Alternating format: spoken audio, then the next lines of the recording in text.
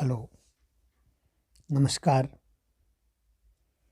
आज मैं रीतिकाल के सुप्रसिद्ध कवि पद्माकर का परिचय और उसके कुछ पदों की व्याख्याएं लेकर प्रस्तुत हूँ। पद्माकर जी के बारे में कहा जाता है कि बिहारी के बाद में पद्माकर जी का नाम रीतिकाल के सुप्रसिद्ध कवियों में गिना जाता है। पद्माकर जी के बाद इस तरह के और कोई कवि रीतिकाल में नहीं हुए हैं। पद्माकर ने वैसे तो वीर रस के छंद रचे हैं, परंतु इनके काव्य में सबसे अधिक श्रृंगार रस को देखने को मिलता है। चलिए इनके पदों की व्याख्या करने से पहले थोड़ा सा परिचय इनका जान लेते हैं। इनका जन्म सन 1753 में उत्तर प्रदेश के बांदा जिले में हुआ था। जगत विनोद नामक पुस्तक के आधार पर इनका जन्म स्थान मथुरा को भी माना जाता है। अपने जन्म स्थान के बारे में कवि ने स्वयं कहा है, उसी के आधार पर पद्माकर का जन्म बुंदेलखंड के एक तेलंग ब्राह्मण के परिवार में हुआ।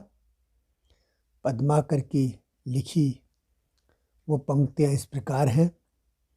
भट्ट तेलंगाने को बुंदेलखंड कवि, भट्ट तेलंगाने को बुंदेलखंड कवि, सुजस प्रकाशी पद्माकर सुनामा हो। सुजस प्रकाशी पद्माकर सुनामा हो। इनके पिता का नाम मोहनलाल भट्ट था, जो अनेक राजाओं के दरबार से संबंधित रहे हैं। पद्माकर को भी दरबार की रीति नीति को निकट से देखने का मौका मिला था। सबसे पहले पद्माकर बांदा के नवाब अली बहादुर के सेनापति हिम्मत सिंह के आश्रय में रहे। यहाँ पर इन्होंने हिम्मत बहादुर वीरदावली नामक पुस्तक लिखी। इसके बाद ये क्रमशः सागर के राजा रघुनाथ, जयपुर के राजा प्रताप सिंह और जगत सिंह, ग्वालियर के राजा दौलत राव सिंधिया के आश्रय में रहे। जगत सिंह की प्रशंसा में इन्होंने जगत विनोद नामक ग्रंथ लिखा और इन्हीं को समर्पित किया। दौलत राव सिंधिया की प्रशंसा में इन्होंने आली जह प्रकाश ग्रंथ की रचना की। सितारा के महाराज रघुनाथ राव ने इन्हें 1 लाख रुपये और 10 गांव देकर सम्मानित किया था। जगत सिंह ने इन्हें 12 हाथी, 12 गांव, 12 स्वर्ण मुद्राएं प्रदान की। जीवन का अधिकांश समय पद्माकर जी का जयपुर में बीता और अंतिम दिनों में कानपुर के पास गंगा तट पर रहना प्रारंभ कर दिया था। कुष्ठ रोग के कारण पद्माकर के अंतिम दिन बड़े कलेश और बेचैनी में बीते और सन 1833 ईस्वी में गंगा के तट पर पद्माकर ने अपने प्राण त्याग दिए। इस तरह से उनकी जीवन यात्रा 1833 में पूर्ण हुई, परंतु अपने पीछे साहित्य का विशाल भंडार काव्य रसिक प्रेमियों के लिए छोड़ के गए हैं। अपनी रचनाओं के जरिए पद्माकर जी सदा अमर रहेंगे। पद्माकर ने अनेक ग्रंथों की रचना की। जगत विनोद, हिम्मत बहादुर वीरदावली, पद्माभरण, जय सिंह वीरदावली, आलीजाह प्रकाश, गंगा लहरी, प्रबोध पचासा, भाषा हितोपदेश आदि इनकी प्रमुख काव्य रचनाएं हैं। पद्माकर की कविता का मुख्य विषय श्रृंगार है। श्रृंगार, वीर और भक्ति रस का अद्भुत सामंजस्य पद्माकर की रचनाओं में देखने को मिलता है। रीतिकालीन भोग विलास में जीवन का चित्रण, नायिका भेद, नख सिख वर्णन, ऋतु वर्णन, प्रकृति चित्रण आदि काव्य की सभी विशेषताओं को पद्माकर ने अपने काव्य में बहुत ही सुंदर तरीके से प्रस्तुत किया है। सौंदर्य चित्रण एवं प्राकृतिक सौंदर्य चित्रण एवं विभिन्न सांस्कृतिक समारोह में भी इनका मन रमा। इनकी शैली भी सरल, सुबोध और लोकप्रिय रही है। पद्माकर ने कृष्ण भक्ति के बहुत ही अनूठे और सुंदर चित्र उपस्थित किए हैं। यह चित्र आपके सामने प्रस्तुत है।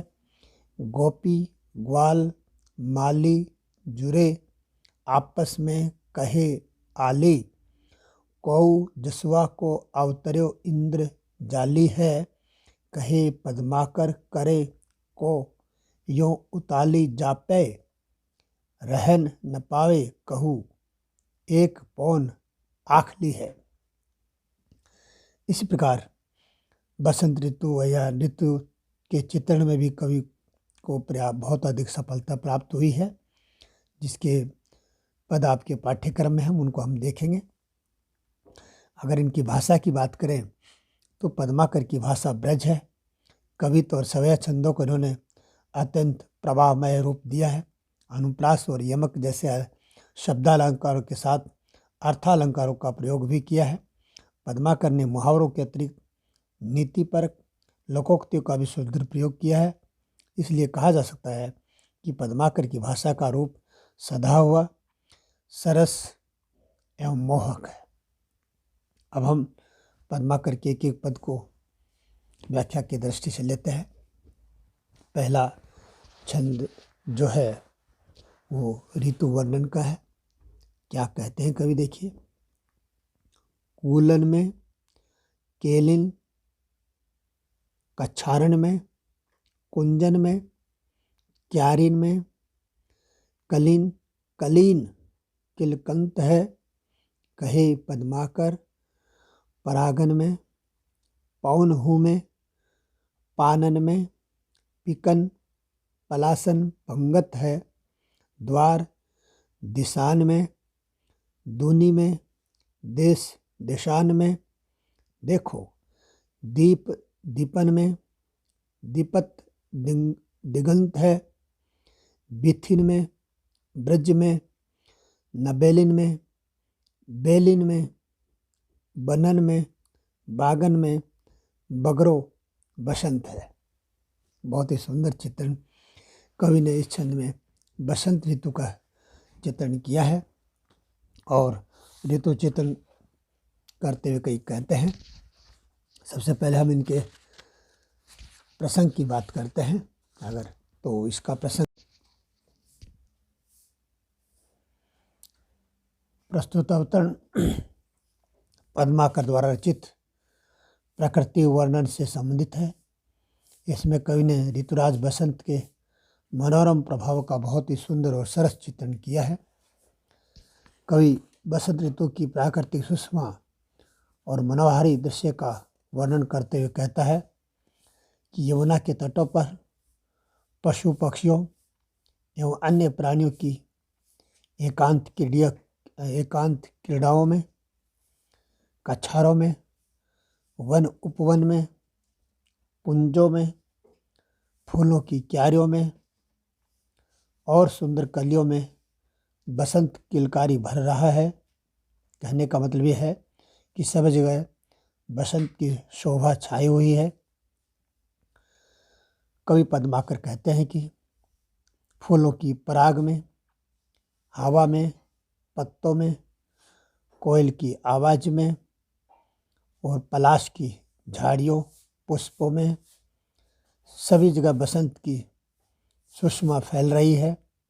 घर के द्वारों पर, सभी दिशाओं में, सारे संसार में, देश देश में, द्वीप द्वीप में, अर्थात धरती के समस्त वातावरण में बसंत ऋतु की मनोरम एवं प्राकृतिक छटा दर्शनीय है, बहुत ही शोभायमान है, मन को मोह लेने वाली है।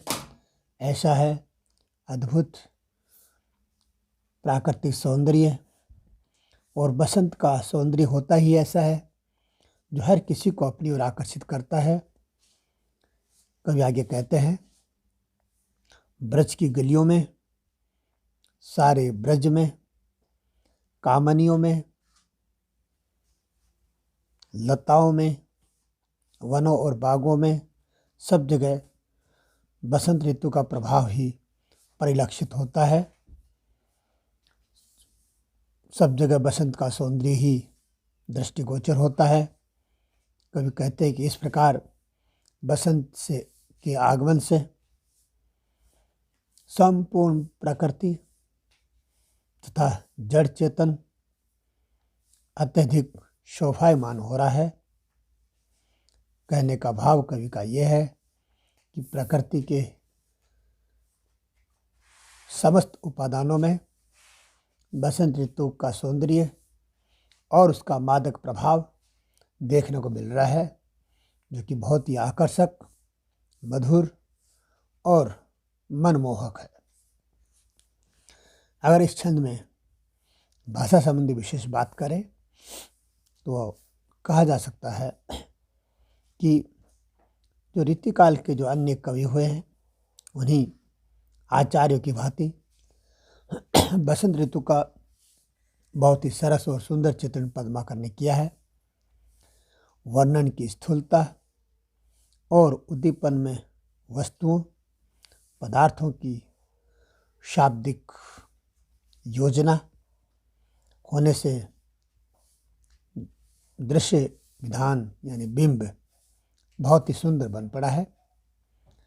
दूसरी बात ये कही जा सकती है कि इस छंद में अनुप्रास तथा यमक अलंकार का बहुत ही सुंदर और सरस प्रयोग देखने को मिलता है। छंद जो है वो कवित्त है और श्रृंगार रस की व्यंजना है वो दृष्टव्य है। संपूर्ण छंद में प्राकृतिक सौंदर्य विद्यमान है। इस तरह से कवि का ये छंद प्राकृतिक सौंदर्य को लेकर प्रस्तुत था। शेष कवि के जो अगले छंद हैं वो अन्य वीडियो में लेकर आपके सम्मुख प्रस्तुत होऊंगा। समय सीमा को ध्यान में रखते हुए यही मैं आज अपनी वाणी को विराम देता हूँ। इसी साथ आप सबको बहुत बहुत धन्यवाद।